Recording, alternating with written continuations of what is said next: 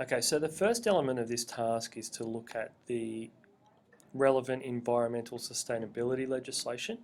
And one way the students could do this is via screencasting a Google presentation. So they would prepare this, and we might say, okay, 5 slides maximum on the various legislation associated with environmental issues within a workplace. And using a tool like the research tool over here, so in tools there's a research tool which essentially does a Google search within Google Docs itself. So if I go environmental legislation Australia, so there's a whole lot of resources here that I could then go and preview.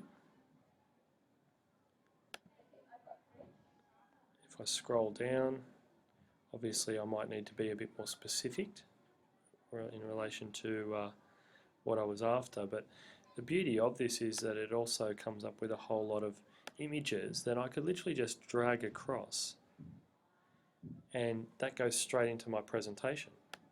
Okay, so it's a really nice way of using Google presentations to effectively find resources that may be of use. So you can see that that's how you do that. Now, you might ask the students when they produce this, you might say, okay, you've got 4 minutes to deliver an engaging and interesting look at the environmental and sustainability legislation. So they would just go in and create a slideshow here, and they've done that before, hopefully. And instead of delivering it live to the class, what they then can do is they can use the Screencast-O-Matic. So they would literally click on Screencast-O-Matic, hit present, and they would then deliver that presentation as if they were delivering it live.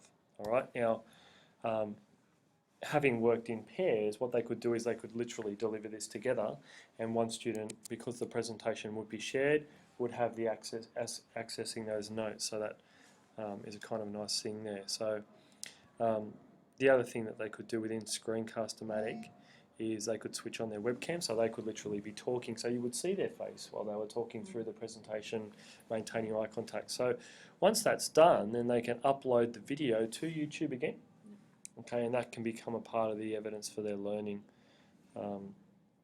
for this particular aspect of the task. So what would it mean? They would need to have access to Screencast-O-Matic and download that, which we can do, and literally just click on present and we'll present that just like we're doing here.